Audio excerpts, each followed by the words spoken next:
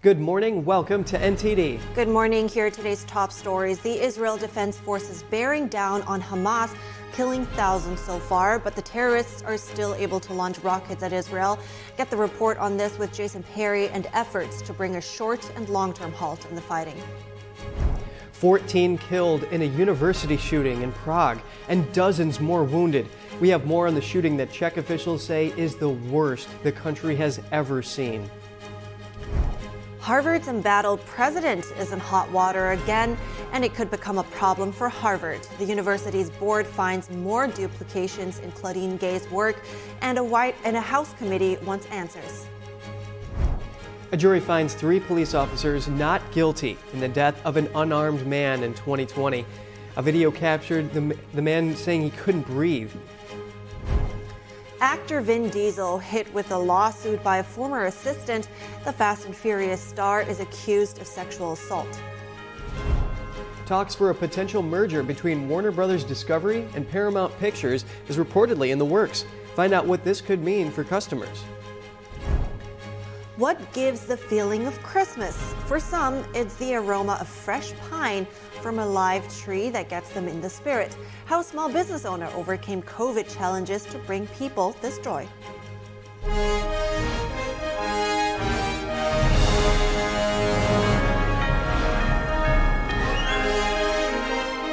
This is NTD Good Morning.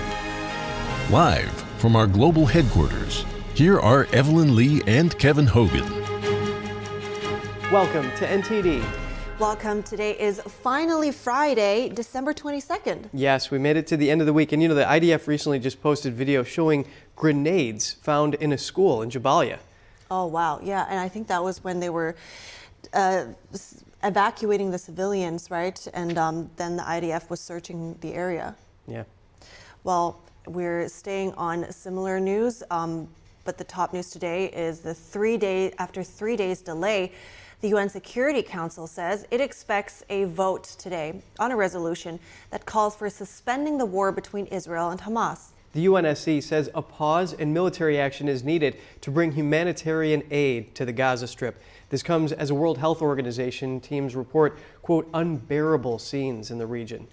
The United Nations says close to 80% of people in Gaza are classified as being in a state of emergency or catastrophe. The Biden White House, which is leery about calls for a ceasefire, says Israeli officials are focusing on lower intensity attacks towards Hamas. U.S. Ambassador to the UN, Linda Thomas-Greenfield, didn't say how the U.S. will vote on today's measure, but she told reporters if the resolution is put forward as it is now, then the U.S. can support it. Now we take a look inside Gaza. Israel Defense Forces continue to keep the pressure on Hamas terrorists in the Gaza Strip, reportedly killing thousands so far. But through it all, Hamas is still showing itself willing and able to fire rockets into Israeli territory. NTD's Jason Perry has the latest on the war.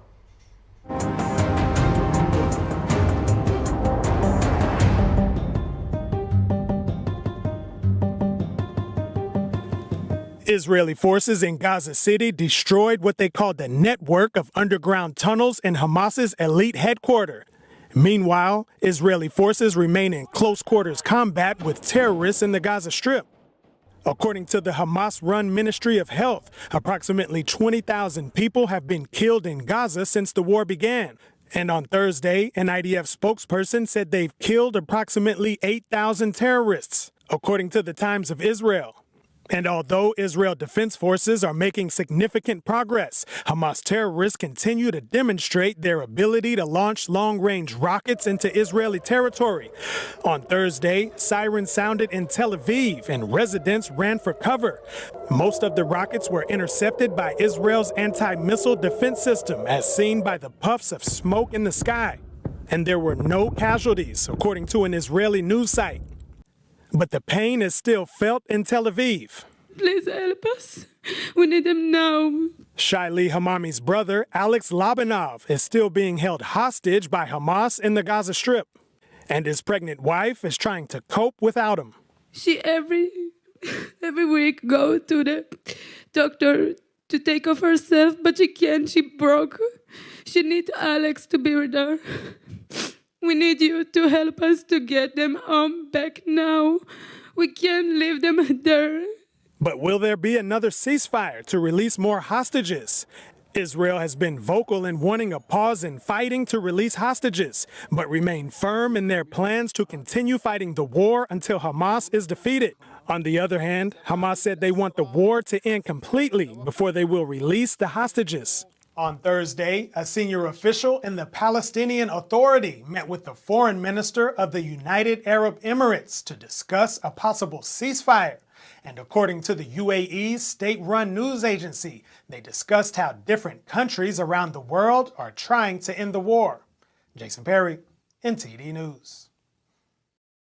The U.S. is warning Yemen's Houthi group to stop attacking ships in the Red Sea immediately. Pentagon spokesman Pat Ryder says the group has become what he calls bandits, impacting international trade. Here's the Pentagon press secretary yesterday on the Houthi threat. And they really need to ask themselves if they've bitten off more than they can chew when it comes to taking on the entire international community and negatively impacting billions and billions of dollars in global trade, economic prosperity, and international law. Ryder says the spike in recent attacks has affected the economic well-being and prosperity of nations around the world. He says the new task force will respond to Houthi attacks on commercial vessels and aims to ensure safe passage. The Biden administration took Houthis off the list of foreign terrorist organizations in 2021. That was in response to a humanitarian crisis in Yemen over concerns it was blocking civilians' access to basic aid like food and fuel.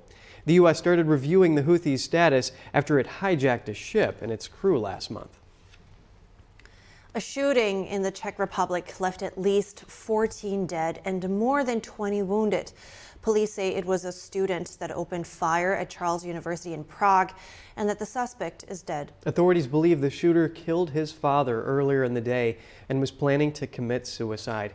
NTD's Jeremy Sandberg has more on what Prague officials say is the worst shooting the country has ever seen. Prague's police chief says Thursday's bloodshed took place in the university's Faculty of Arts building at around 3 p.m. local time and that the shooter was found dead.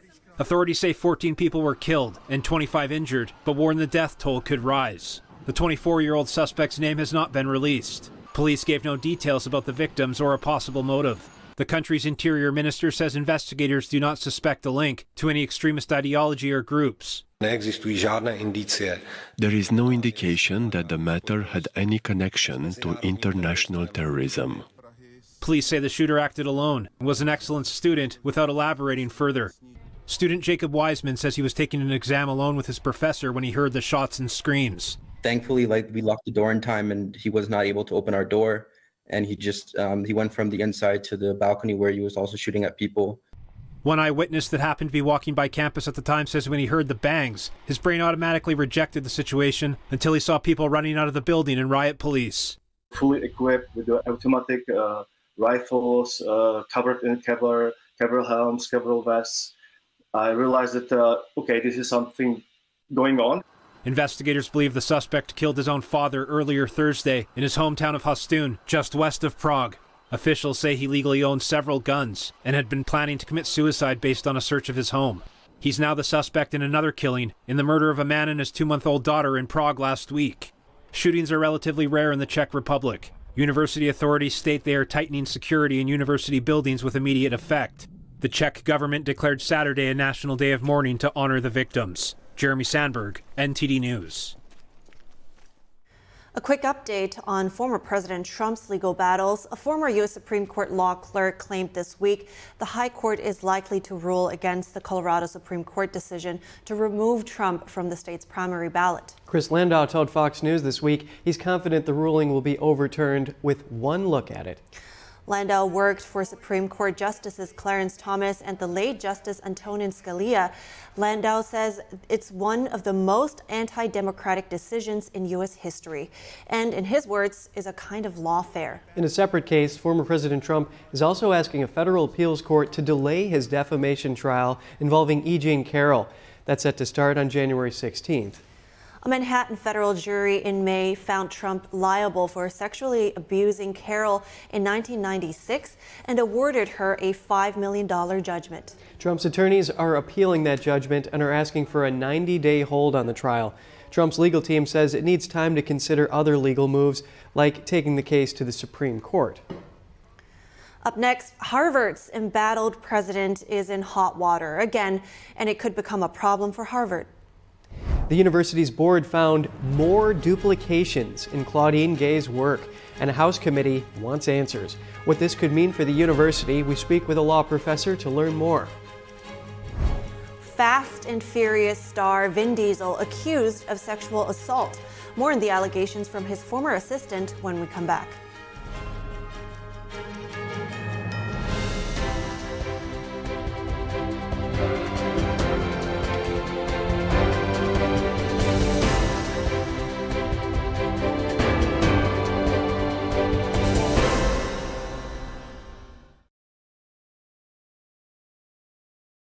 According to Marx, everything must be seen through the lens of oppressor and oppressed.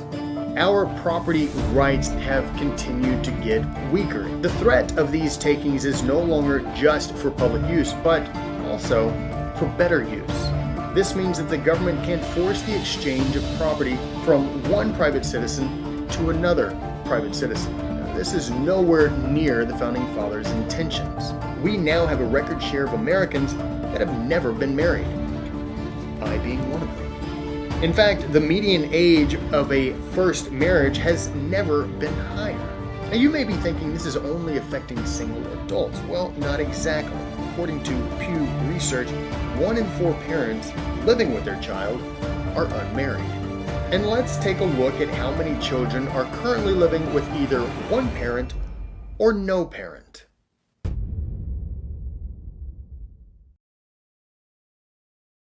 What if you could whiten your teeth by simply brushing your teeth? Now you can with Smile Actives, the teeth whitening breakthrough that safely gets your teeth white and keeps them white every day, just by brushing your teeth. I never thought that whitening my teeth could be so easy. I just put the gel on the brush, the toothpaste on it, brush, and I can see my white teeth. Simply add Smile Actives to any toothpaste and our patented PolyClean technology activates into a powerful microfoam that penetrates into the enamel surface to safely lift and remove stains. You need a simple way to whiten your teeth.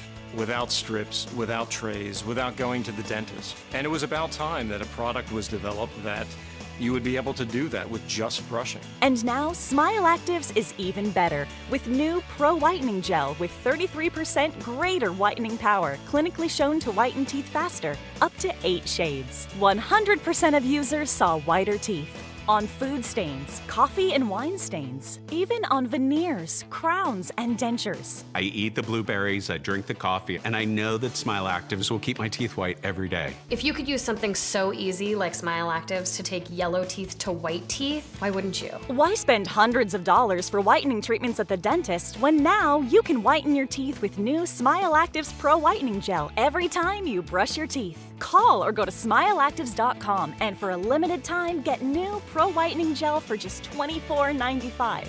Order in the next 5 minutes and buy one get one absolutely free for just $24.95. That's 2 for 1 and save 58%. We'll even include free shipping. Get your teeth whiter guaranteed or return it within 60 days for your money back. I smile every day now.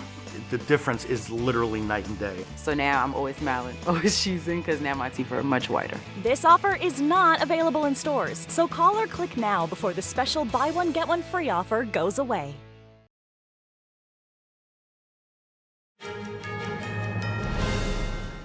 Good to have you back. New allegations of plagiarism. Harvard's embattled President Claudine Gay faces a fresh round of claims that she failed to credit other academics in her published works. This is the Ivy League university refused to remove her, and as a House committee extends its probe of the alleged plagiarism.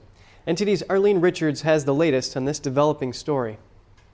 Harvard's top governing body is facing more problems. It announced 2 more instances of inadequate citations in works published by Harvard President Claudine Gay.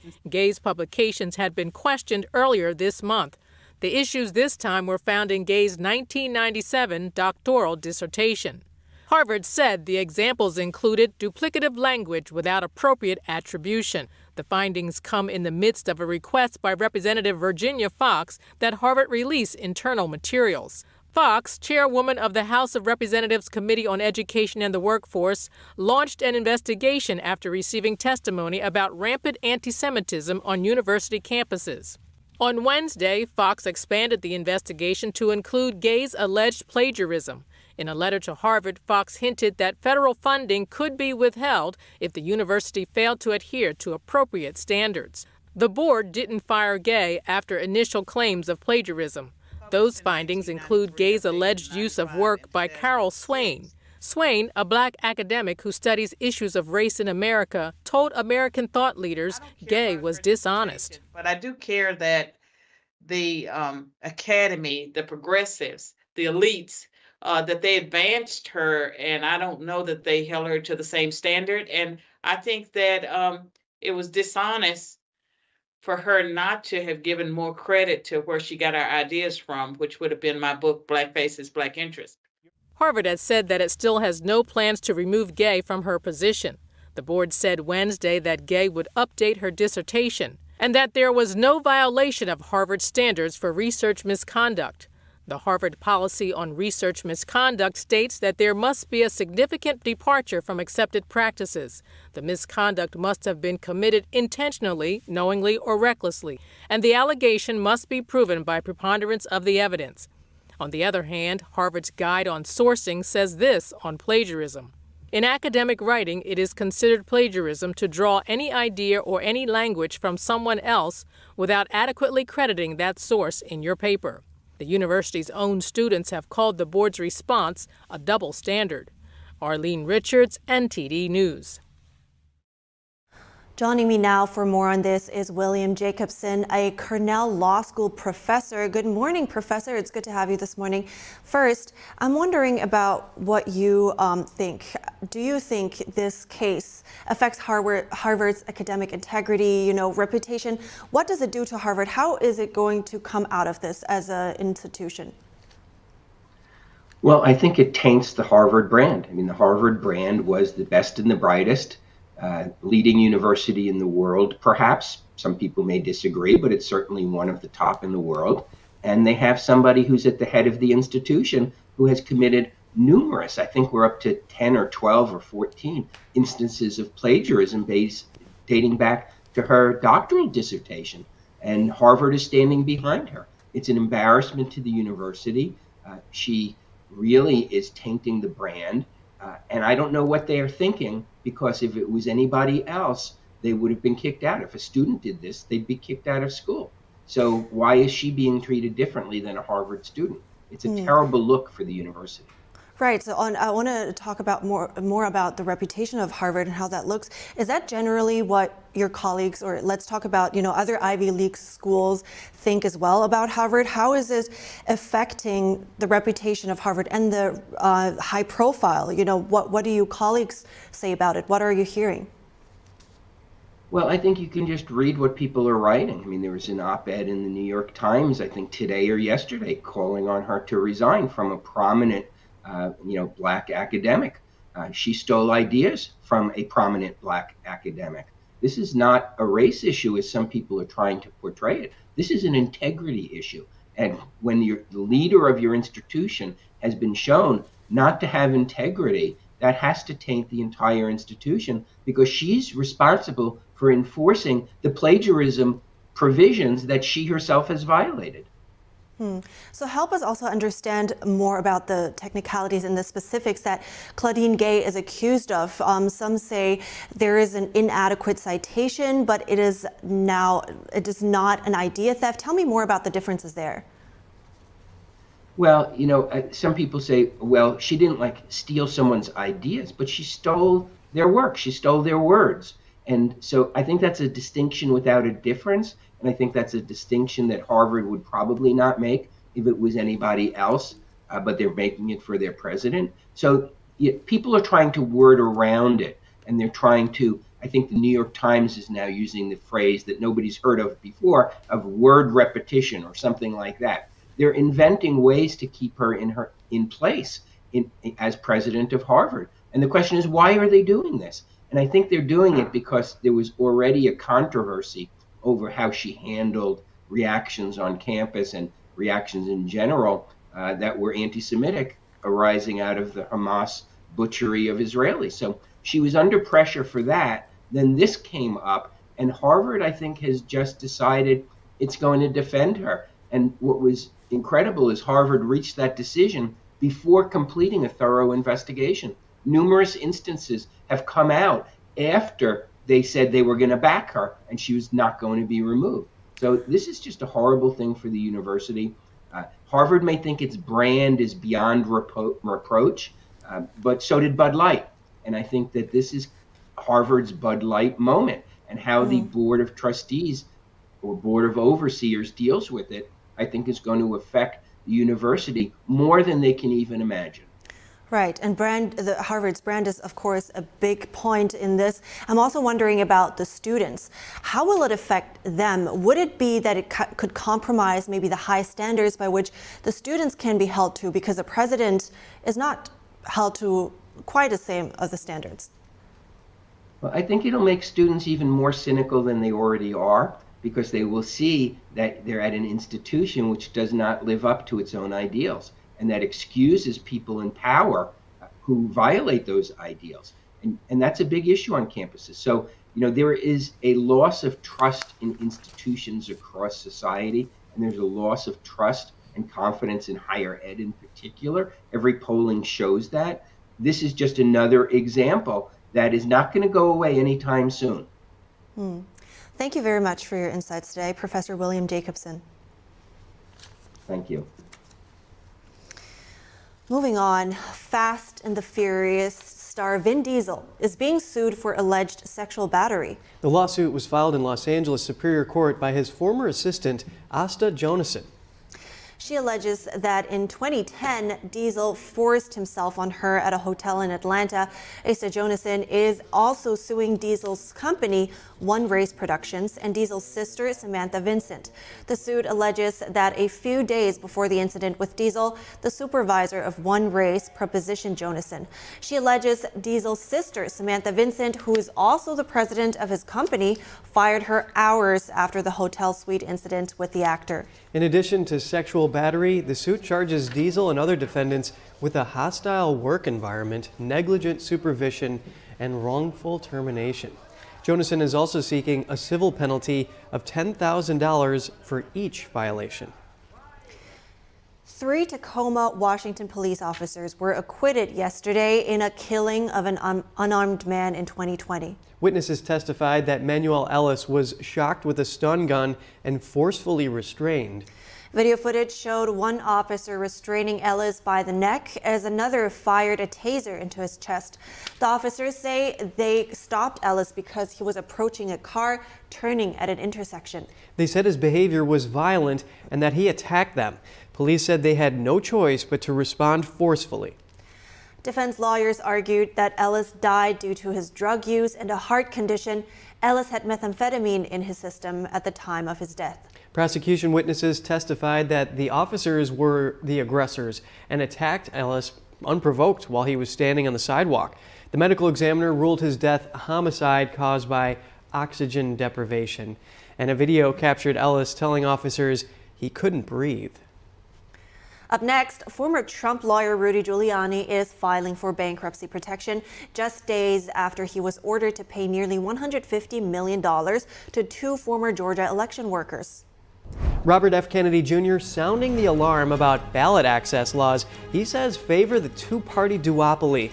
Are voters suppressed and prevented from choosing alternative leaders? A reporter examines this. Could internet users be getting a new big brother? NTD spoke with a pair of attorneys about a controversial UN program that would restrict online speech in ways that critics call dangerous.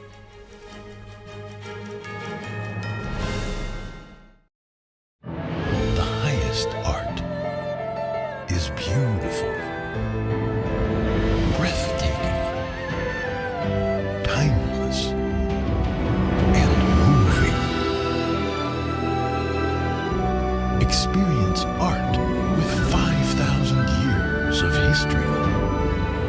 inspired by the divine.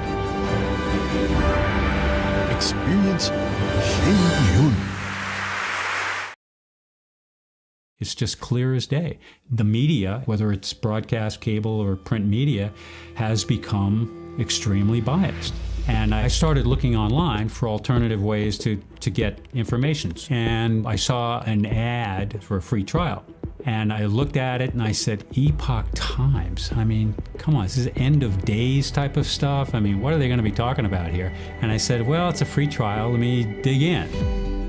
Is it giving me both sides? Is it giving me an objective point of view here? I have looked for opportunities to see where they might be biased, and I don't find it. It has given me a level of trust in media that I didn't think I'd ever get back.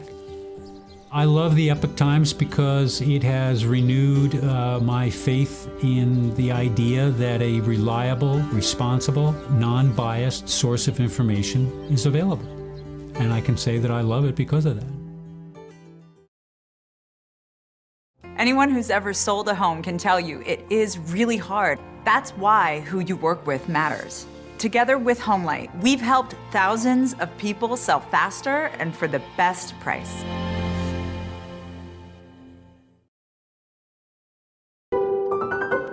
Kindness is cool. Because we feel happier when we do good. Kindness connects us with others and improves our self-esteem. Simple actions, meaningful lives. Let's practice kindness, share our love, and show our care for one another.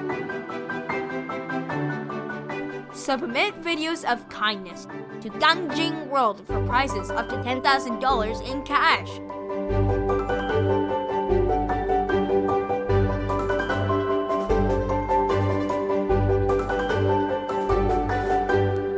For more information, visit gangjingworld.com.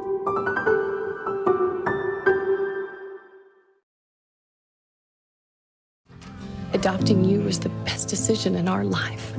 And I am so proud to call you my son.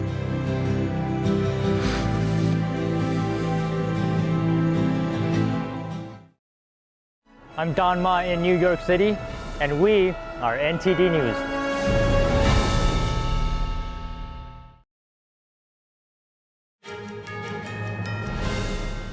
Welcome back. Former Trump lawyer Rudy Giuliani is telling a bankruptcy court judge that he's broke. In a federal court yesterday, the former New York City mayor listed his debts between $100 and $500 million and assets worth up to $10 million. The filing comes days after another judge ordered him to pay $148 million in a defamation case. That lawsuit was brought by two former Georgia election workers regarding the 2020 election. Yesterday, the same judge also told Giuliani to pay up immediately instead of within the customary 30 days, declaring bankruptcy may not eliminate the $148 million in damages a jury awarded to Ruby Freeman and Shay Moss. Federal bankruptcy law prevents dissolving of debts that come from a willful and malicious injury inflicted on someone else. And let's get an update on the presidential race. We're going to talk to Jeff Louderback, a reporter for the Epoch Times, to tell us more about a warning from Robert F. Kennedy Jr. saying ballot restrictions favor the so-called two-party duopoly.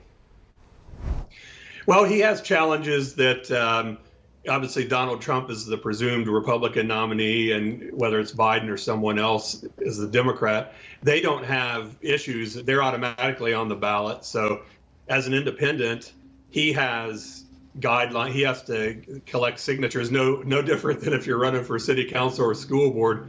You have to collect signatures, and each state has different guidelines. Like some states have 250,000 you have to submit. Some states have 1,000. Different states have different deadlines. Some states you have to get different requirements in different regions of the state. So it's a very complex situation and requires a lot of money and a lot of time. Yeah, and this is very serious considering that RFK Jr. is calling these ballot access laws a form of voter suppression. He's calling on these officials to streamline the process to allow people to get out and voice their concerns and their opinions through their vote fairly. Now, he also has a lawsuit out in Utah. Can you tell us about this? Yeah, and that was, I believe, a week and a half ago. Again, there's certain deadline. Different states have different deadlines to submit the signatures. And Utah, it had been January, and obviously that's coming right up.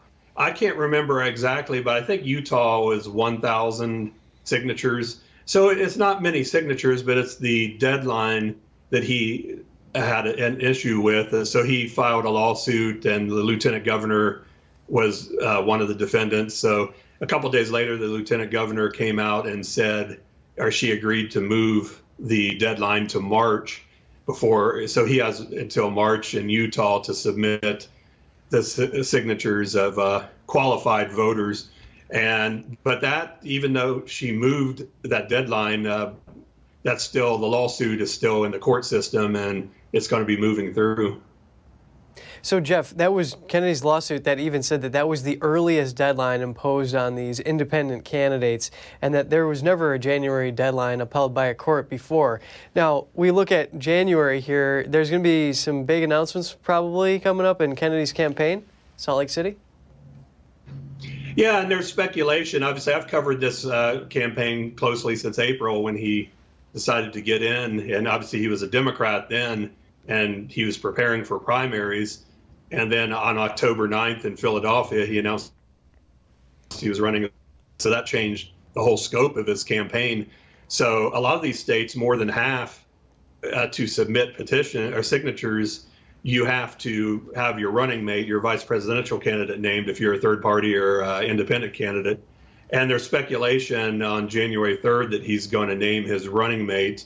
We've asked him who that will be, and obviously he's tight-lipped about that, understandably, but it could be another announcement. You never know. That's what the fun thing about covering a presidential campaign. You just don't know what's going to happen. But I firmly believe on January 3rd he's going to announce his running mate, because he has deadlines coming up in March, April, scattered across the spring and summer, where he has to have his running mate named before he could start collecting signatures.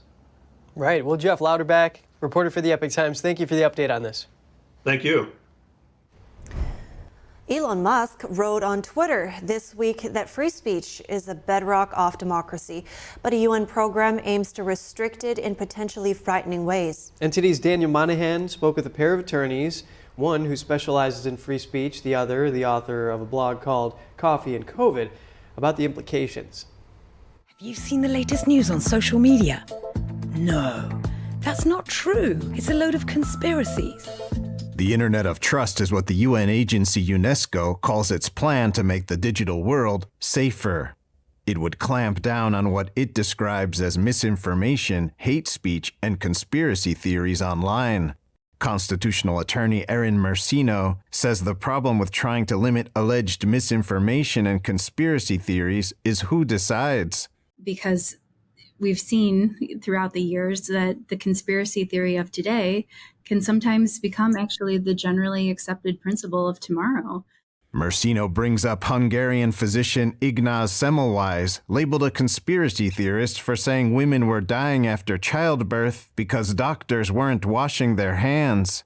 The UN program says it aims to protect those it considers vulnerable and marginalized, like climate scientists, journalists, and those in the LGBT community, and contains language that would prohibit speech it sees as supporting discrimination based on gender, race, or religion.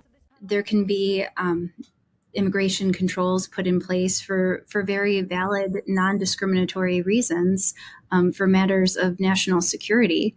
But would that be considered, speech that would not be culturally diverse enough? Mercino isn't comfortable letting an organization like UNESCO, which has multiple members of the Chinese Communist Party on its staff, deciding which speech is hateful.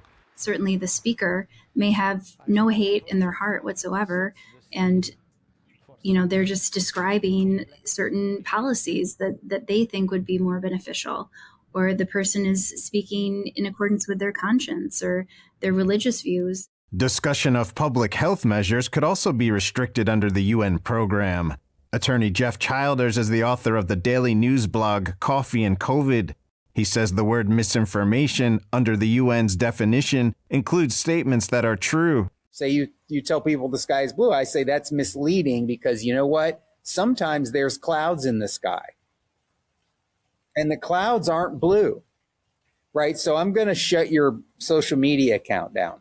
Childers says the UN Charter of Human Rights requires the use of the least restrictive means when limiting free speech. Let's say, you put a funny meme on Facebook that suggests the vaccines are killing people.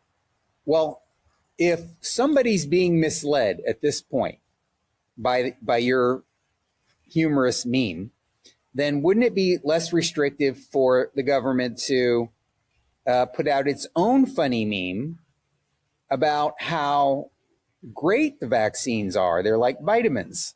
The U.S. has twice exited UNESCO under the Reagan and Trump administrations. The Biden administration rejoined the agency earlier this year over the objections of some lawmakers. Daniel Monahan, NTD News. Coming up, a potential merger between Warner Bros. Discovery and Paramount Pictures that could potentially spell new changes for customers. And a popular gift item during the holidays, gift cards have been the center of an increasing number of scams for shoppers. We have some tips to help you avoid some common scams.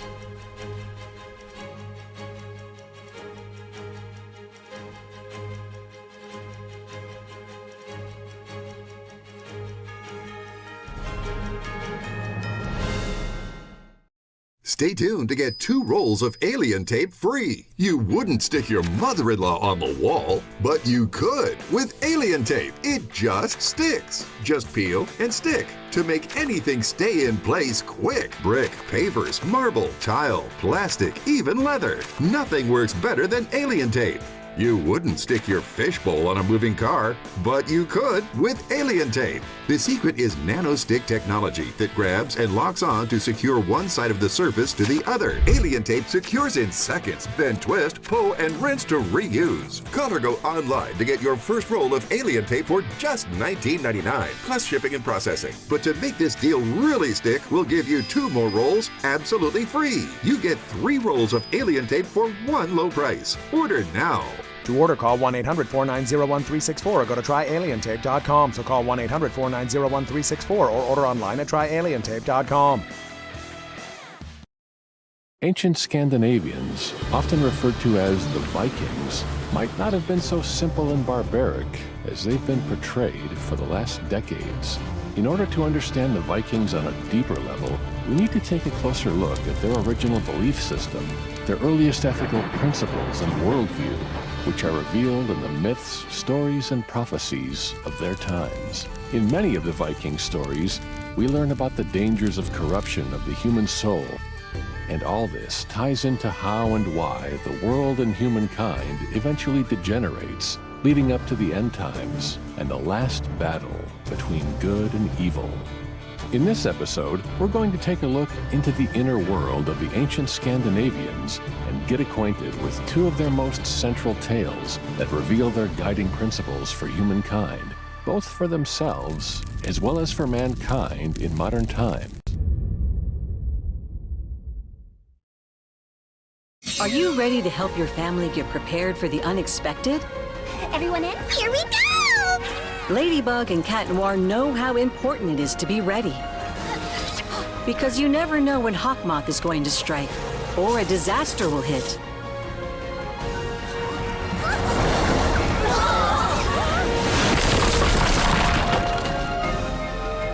Go, Rose! And you don't need miraculous powers. Just put those planning skills you already have to good use. Know who to call, decide on a safe meeting location, and create an emergency preparedness kit.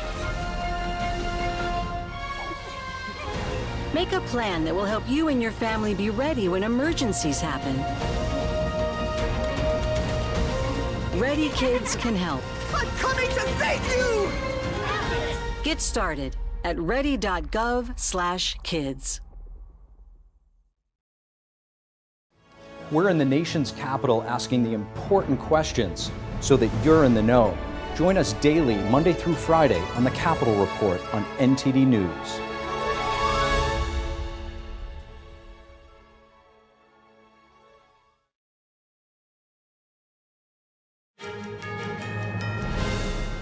Good morning and welcome back. We have NTD Business host Don Ma with us this morning to discuss the potential Warner Brothers Discovery and Paramount merger. The CEOs of the two companies reportedly met to discuss a potential deal. So Don, how is this going to impact consumers?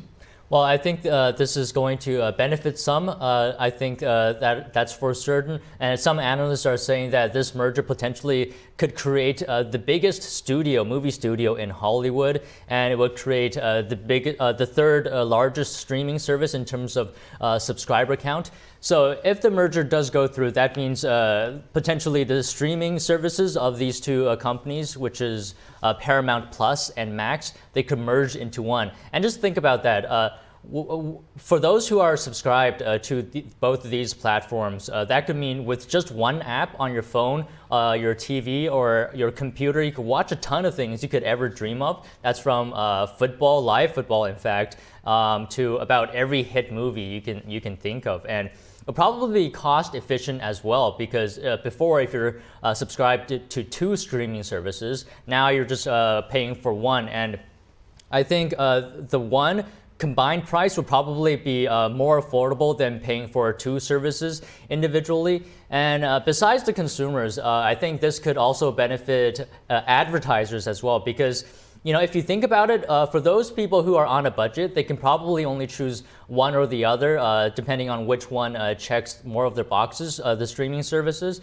So if it merges, that means advertisers will be able to reach both Paramount Plus and Max subscribers at the same time, and the combined subscription will probably be more appealing to advertisers, because the more reach you provide advertisers, the more they like it.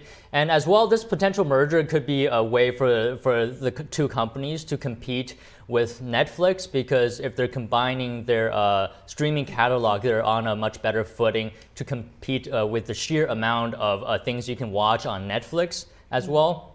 And so, there's a lot of things that could benefit consumers. So in some ways, this could be beneficial for some.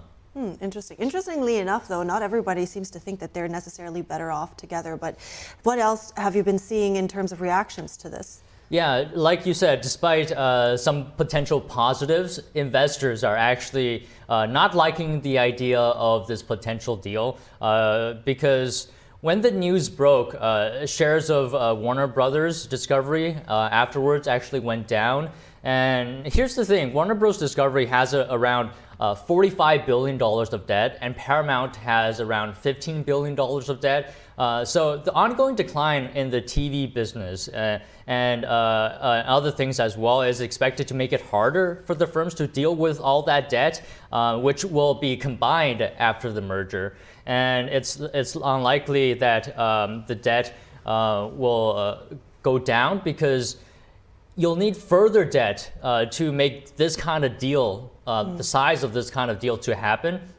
And not to mention that inevitably you're going to face a lot of regulatory hurdles just because of the sheer size of this deal. And we're already seeing that with Spirit Airlines and JetBlue. They're trying to merge as well. And the timing of this deal right before an upcoming presidential election will probably increase regulatory uncertainty for these companies.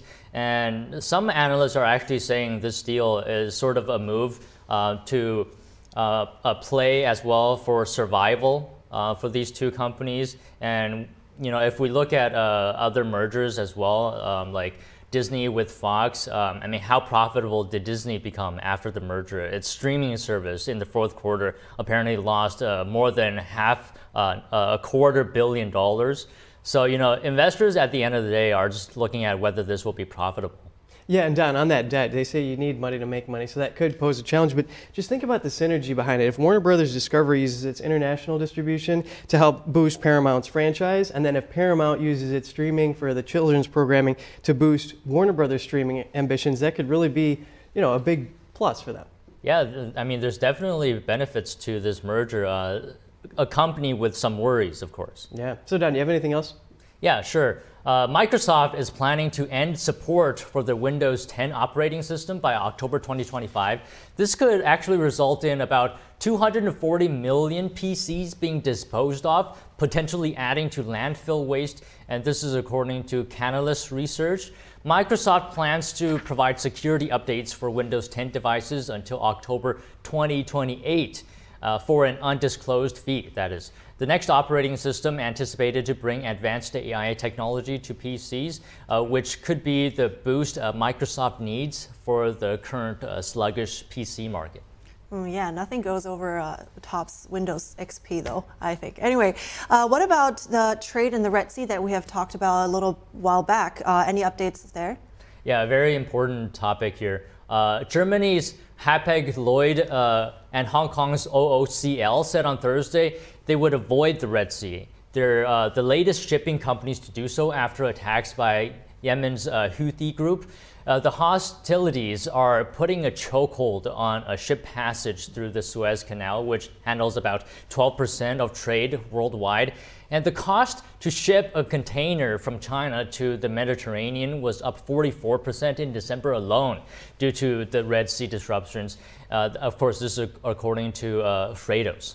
Yeah, they're going to have to make sure they get some escorts there or take some action there, because that's huge impact on the world economy. Yeah, let's hope the escorts from the U.S. could do something about the situation. Yeah. Don Ma, host of NTD Business, thank you. Thank you. And whether you're giving or receiving a gift card this holiday season, listen up. Check carefully to make sure you're not falling for a scam. The Better Business Bureau is warning that gift card scams are surging. Here's more on how you can protect yourself.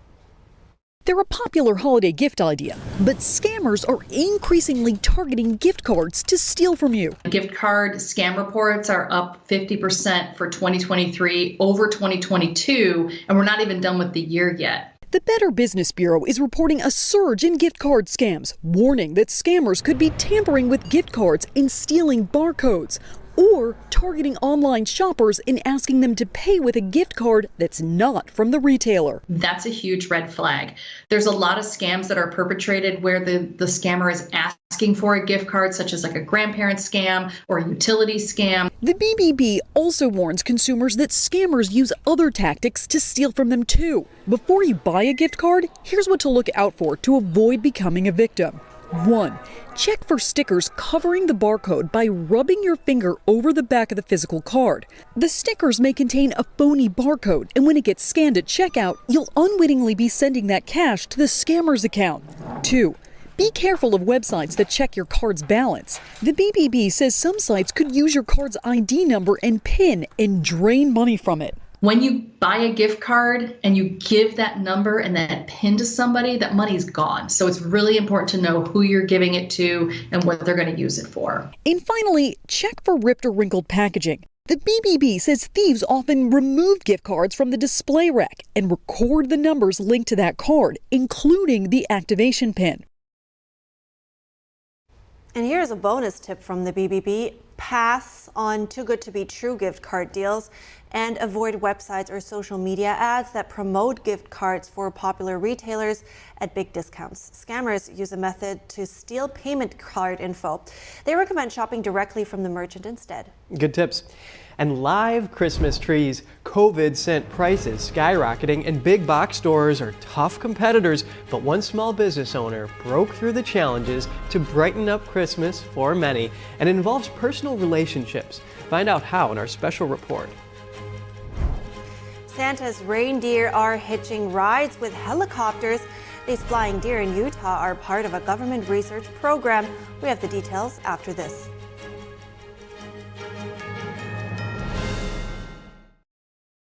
Anyone who's ever sold a home can tell you it is really hard. That's why who you work with matters. Together with Homelight, we've helped thousands of people sell faster and for the best price.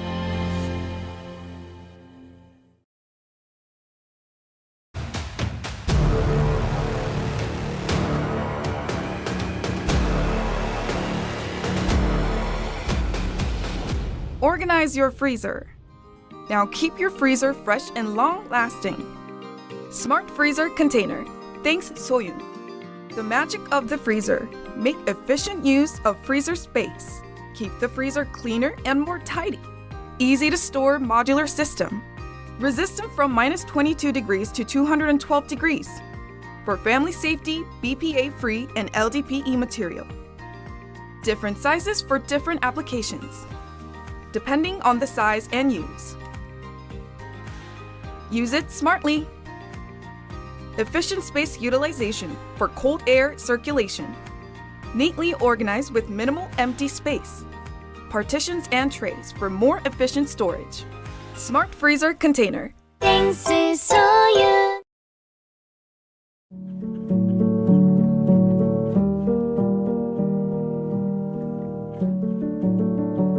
A painting that has true beauty. I imagine it's like a door.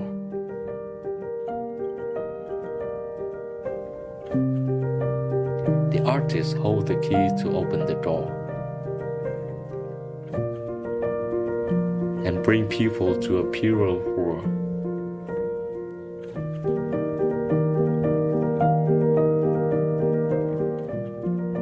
A world where people are more compassionate.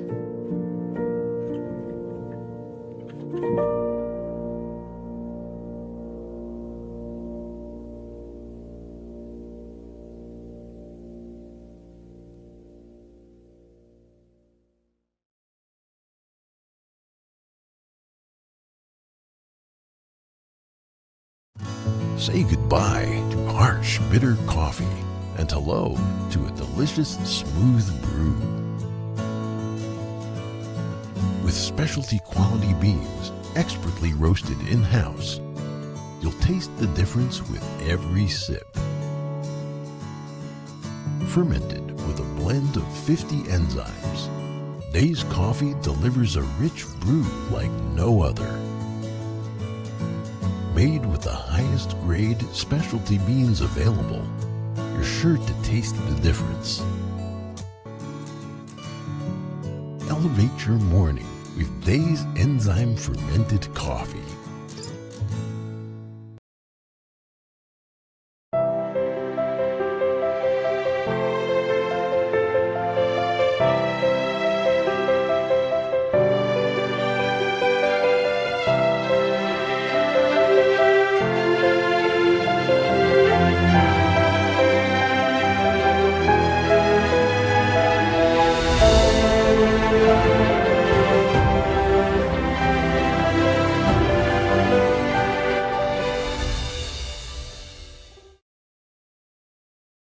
I'm David Lam in the San Francisco Bay Area, and we are NTD News.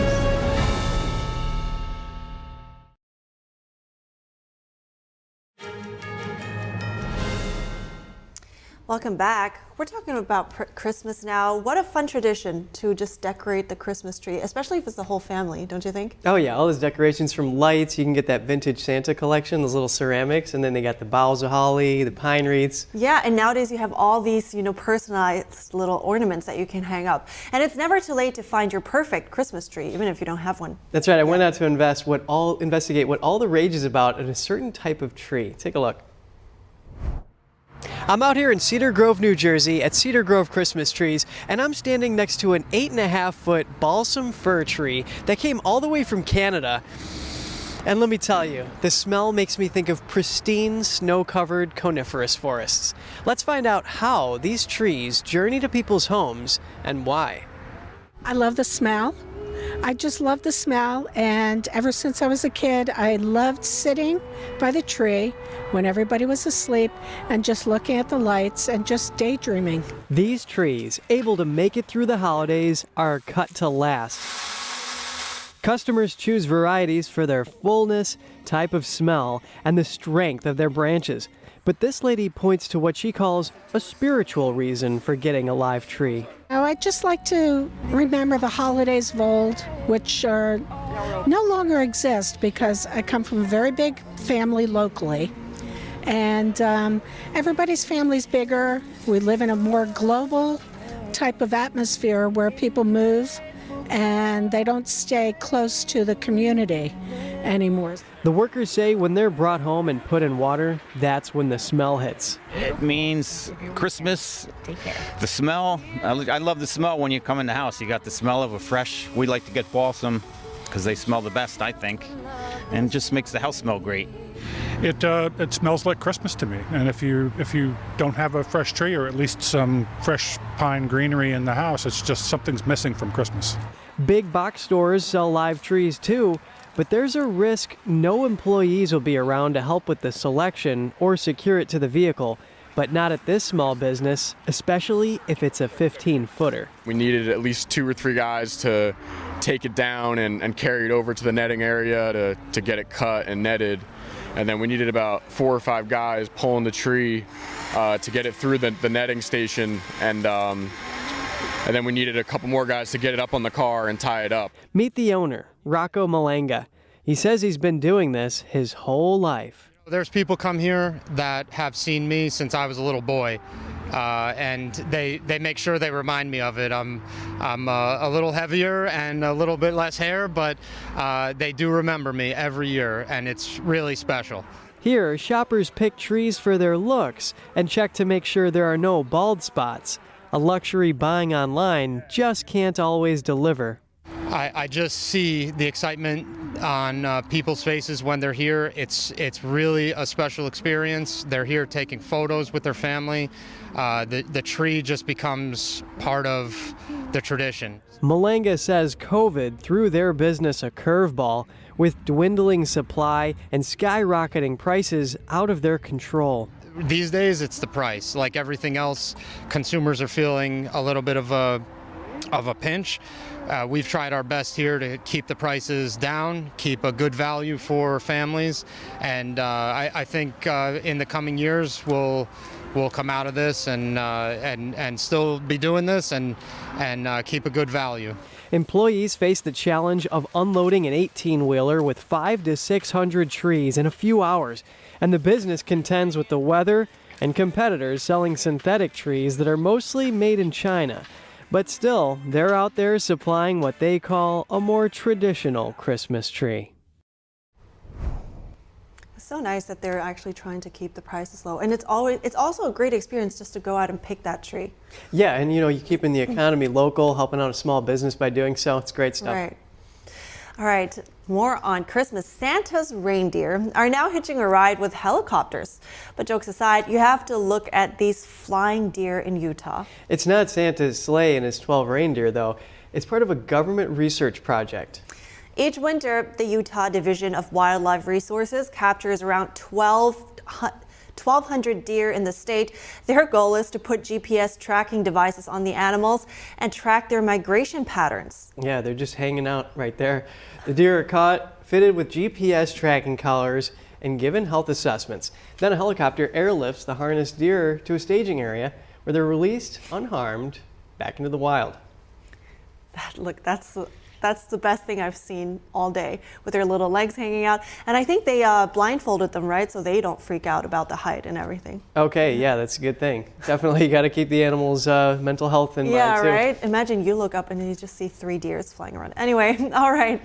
The second part of our broadcast will start soon, so just hold on 1 minute until we're back.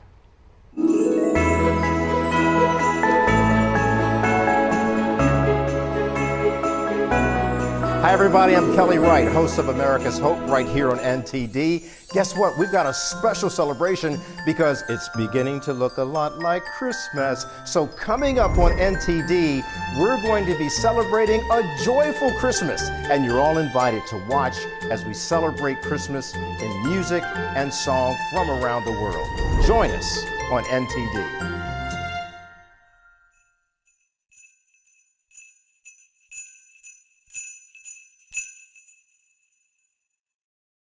For the day's top headlines and the news you need to know, tune in right here to NTD Evening News.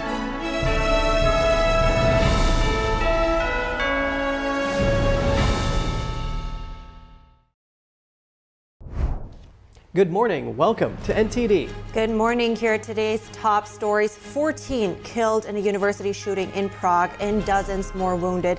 We have more on the shooting that Czech officials say is the worst the country has ever seen. The Iowa caucuses are just a few weeks away. What you need to know as 2024 candidates gear up for their first test. Former President Trump's defense team asks for a 90-day hold on his defamation trial, set to start next month. And a former U.S. Supreme Court clerk predicts the outcome of the High Court's decision on the Colorado ruling. A jury finds 3 police officers not guilty in the death of an unarmed man in 2020. A video captured the man saying he couldn't breathe.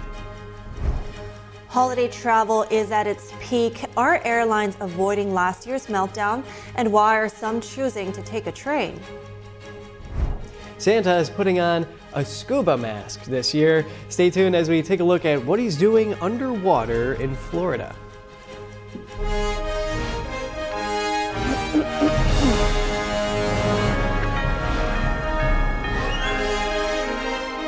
This is NTD Good Morning. Live from our global headquarters, here are Evelyn Lee and Kevin Hogan. Welcome to NTD. Welcome everyone and happy Friday. Today is December 22nd. In today's top news, a shooting in the Czech Republic left at least 14 dead and more than 20 wounded. Police say it was a student that opened fire at Charles University in Prague and that the suspect is dead. Authorities believe the shooter killed his father earlier in the day and was planning to commit suicide. NTD's Jeremy Sandberg has more on what Prague officials say is the worst shooting the country has ever seen. Prague's police chief says Thursday's bloodshed took place in the university's Faculty of Arts building at around 3 p.m. local time, and that the shooter was found dead. Authorities say 14 people were killed and 25 injured, but warn the death toll could rise. The 24-year-old suspect's name has not been released. Police gave no details about the victims or a possible motive. The country's interior minister says investigators do not suspect a link to any extremist ideology or groups. There is no indication that the matter had any connection to international terrorism. Police say the shooter acted alone and was an excellent student without elaborating further. Student Jacob Wiseman says he was taking an exam alone with his professor when he heard the shots and screams. Thankfully, we locked the door in time and he was not able to open our door. And he went from the inside to the balcony where he was also shooting at people. One eyewitness that happened to be walking by campus at the time says when he heard the bangs, his brain automatically rejected the situation until he saw people running out of the building and riot police. Fully equipped with the automatic rifles, covered in Kevlar helms, Kevlar vests, I realized that, this is something going on. Investigators believe the suspect killed his own father earlier Thursday in his hometown of Hostun, just west of Prague. Officials say he legally owned several guns and had been planning to commit suicide based on a search of his home. He's now the suspect in another killing, in the murder of a man and his 2-month-old daughter in Prague last week. Shootings are relatively rare in the Czech Republic. University authorities state they are tightening security in university buildings with immediate effect. The Czech government declared Saturday a national day of mourning to honor the victims. Jeremy Sandberg, NTD News.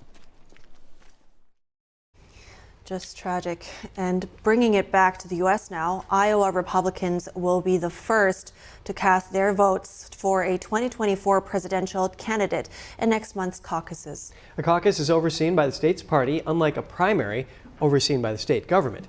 It doesn't require voting at a polling place. Former President Trump is heavily favored to win, but there have been last-minute surprises in the past.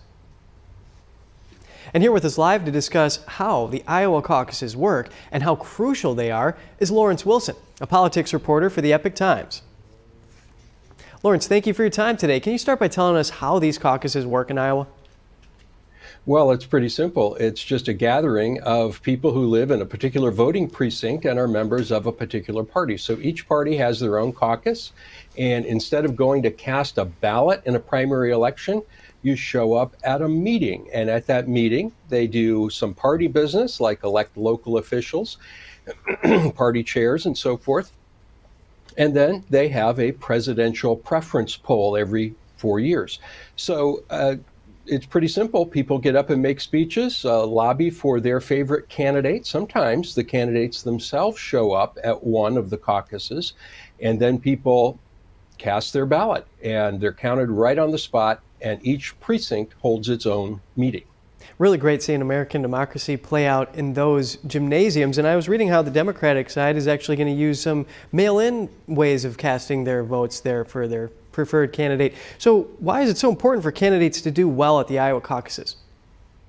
Well, one thing is that it's the first of the primary contests. So it's the first time you have something besides a pure opinion poll. These are actual voters who show up and cast their ballot for one of the candidates. So it's a real test for the candidates. And also, Iowa is known for one-on-one campaigning. This is retail politics, as they like to say. So these candidates have crisscrossed the state. They've met with a lot of people. And if they're getting traction in Iowa, it's a good sign that they probably will get traction elsewhere. So it's really important to finish well in Iowa. Oh yeah, and they get a lot of media attention too, can really build a lot of momentum for them. Now, according to the Des Moines Register Iowa poll, Trump has a 32-point lead over runner-up DeSantis here. And is it true what some analysts are saying, that Iowa will just be a race for second place? Well, short answer, probably. But that really doesn't matter quite so much, because Iowa is about finishing in the top 3, maybe 4. If you can show well, then you're probably going to do well in some of the other upcoming primaries. So it's not so much who finishes first. Remember, Trump did not finish first in the 2016 Iowa caucus, and he went on to become president. So it's about closing that gap. If one of the candidates can close that opinion poll gap from 32 points down to, say, 20 or even less, well, that'll be a huge result for whoever could do that. Yeah, and if it's any indication as to who might take this one in Iowa, the biggest margin of victory was ever just 12 points. So Trump's 32 is way beyond that. What should Americans be on the lookout for in the Iowa caucuses? Well, be on the lookout for who rises among those other candidates. Is it going to be DeSantis, who is polling in second place, or will Nikki Haley, who is building some momentum, will she eclipse him and become the real threat to upend President Trump's bid? What about Vivek Ramaswamy? If he's not polling nearly as well as the others, but it's so hard to tell. Iowa delivers surprises. So look for who finishes strong, not necessarily who wins. Right, and there's some talk that DeSantis might be pulling a lot of support from the evangelical vote in Iowa here too. And it's good that you point out those notes from history for us. Lawrence Wilson, reporter for the Epoch Times, thank you. My pleasure. And a quick update on former President Trump's legal battles. A former U.S. Supreme Court law clerk claimed this week the High Court is likely to rule against the Colorado Supreme Court decision to remove Trump from the state's primary ballot. Chris Landau told Fox News this week he's confident the ruling will be overturned with one look at it. Landau worked for Supreme Court Justices Clarence Thomas and the late Justice Antonin Scalia. Landau says it's one of the most anti-democratic decisions in U.S. history, and in his words, is a kind of lawfare. In a separate case, former President Trump is also asking a federal appeals court to delay his defamation trial involving E. Jean Carroll. That's set to start on January 16th. A Manhattan federal jury in May found Trump liable for sexually abusing Carroll in 1996 and awarded her a $5 million judgment. Trump's attorneys are appealing that judgment and are asking for a 90-day hold on the trial. Trump's legal team says it needs time to consider other legal moves, like taking the case to the Supreme Court. And stay with us, Fast and Furious star Vin Diesel has been sued by his former assistant. What is she alleging in her lawsuit, and what is she asking for? Experts are predicting an increase in holiday travel this season. Are airlines avoiding the problems they had last year? Get Travelers reports coming up.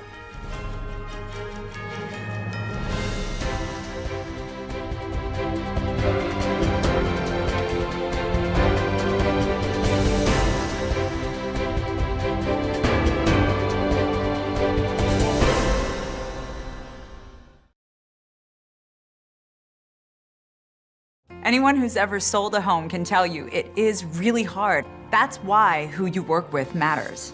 Together with Homelight, we've helped thousands of people sell faster and for the best price.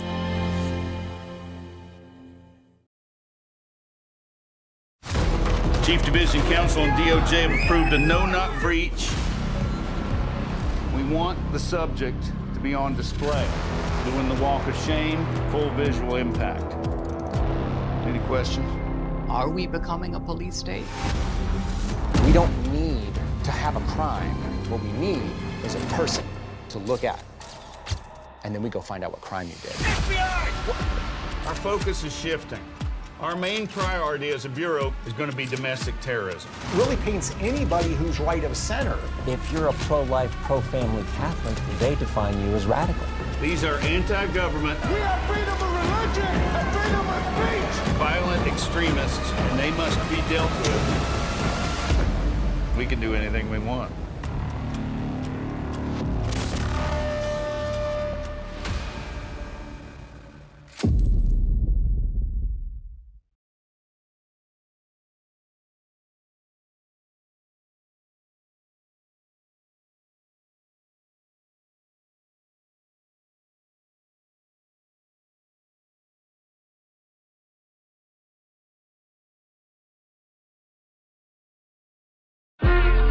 In a society that we were brought up in, it's very hard on little black boys. You have to navigate feelings and emotions so the world don't get you. Sometimes when I cry, I won't know how I'm feeling or why I'm crying. I just grew up never feeling like it was okay to cry. Yeah. And so he really forced me to have to reconnect with the kid that didn't get to cry. That's beautiful. We don't cry, we don't take that piece of the Water, nature's ultimate cleaner. We drink it, we bathe in it. Think water, think steam, think clean. Now harness the power of water with the H2O X5 5-in-1 steam cleaning system. I'm so impressed with the X5. It's an all-in-one product. I can use it throughout my entire house. It's cleaning, it's sanitizing, there's no chemicals in it. It's just steam. This is unbelievable. There is no more odor. You could spend over $500 to purchase the products that the X5 5-in-1 Miracle replaces. Order your H2O X5 steam cleaning system, a $500 value, for just 4 easy payments of $43. Order now and we'll upgrade your X5 package. We'll add a 6th mode with a dusting and polishing wand. Valued at over $30, this extra bonus attachment makes your H2O X5 the H2O X6. That means your 10-piece system becomes a 12-piece system at no extra cost to you. All for just 3 easy payments of $43. Call or click right now.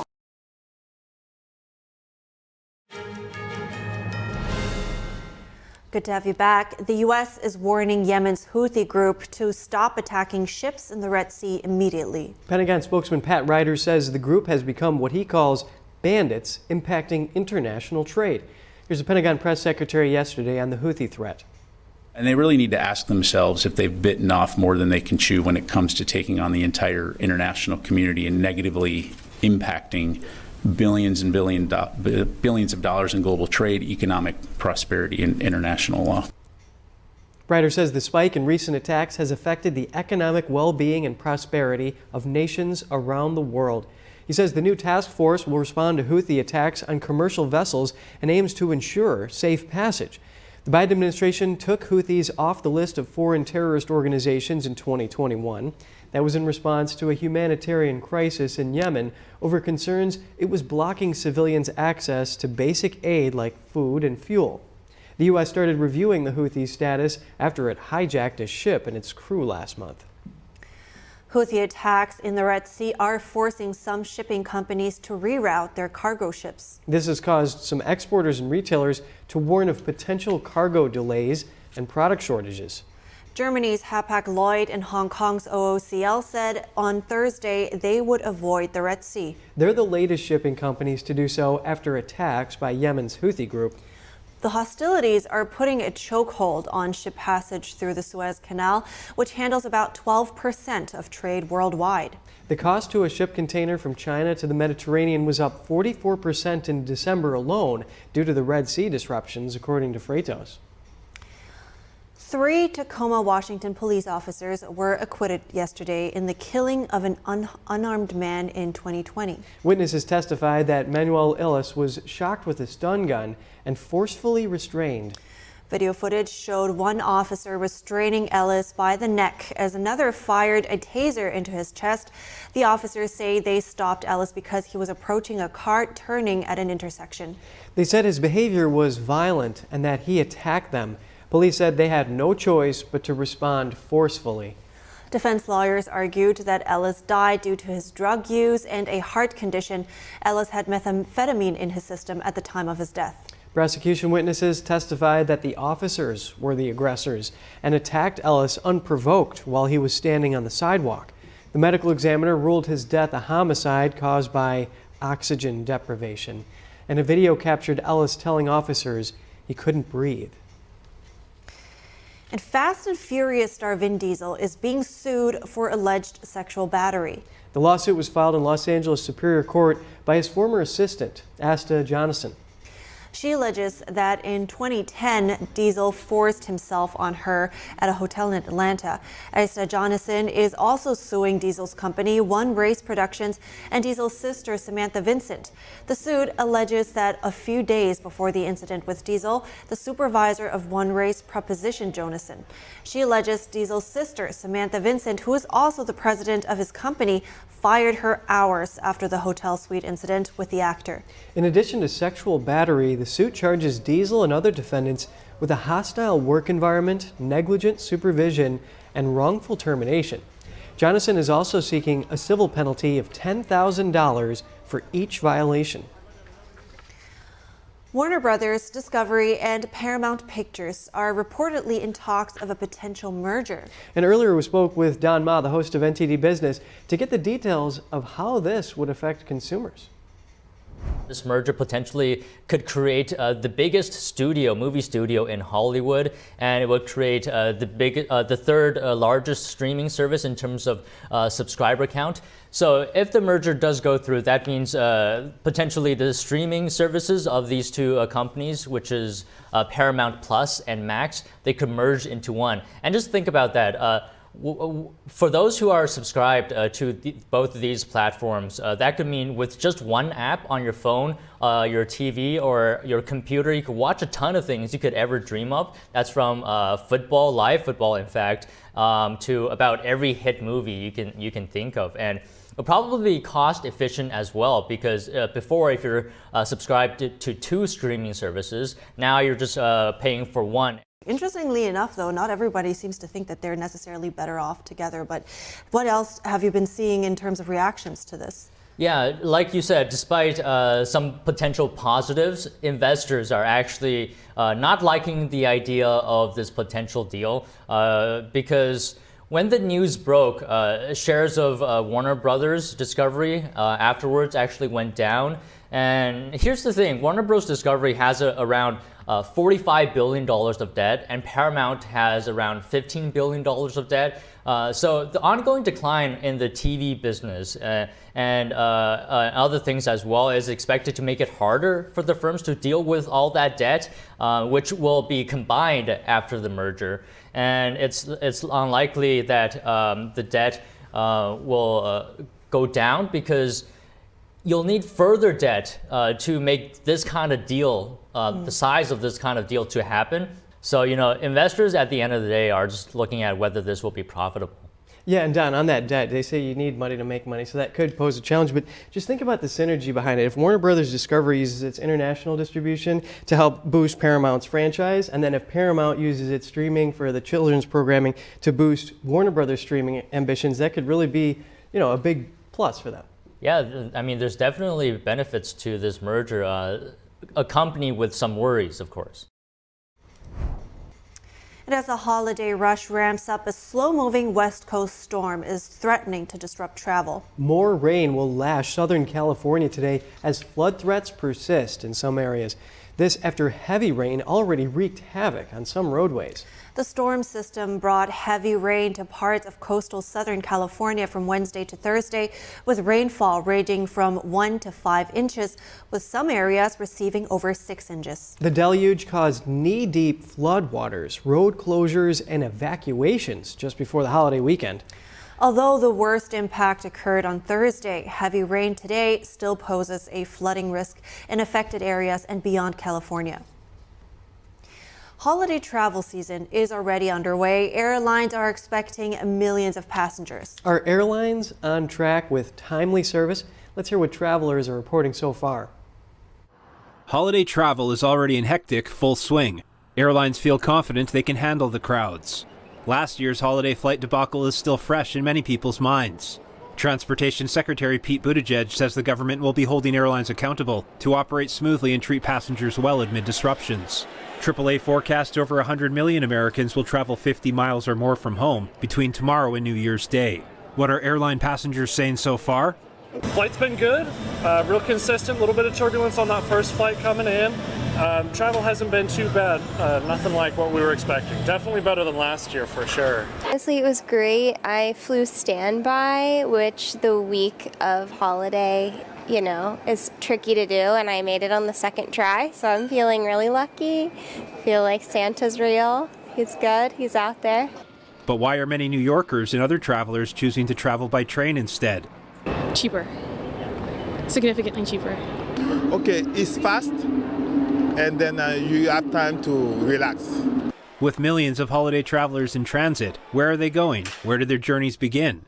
I just landed from New York, and I'm here visiting my family who live about 4 hours south of here. I'm coming back for Christmas. I was just living in Santiago, Chile for the past year and a half. Vegas is the closest that we can get to Cedar City. That's where we're headed. Back to Utah, visit family, and enjoy the holidays.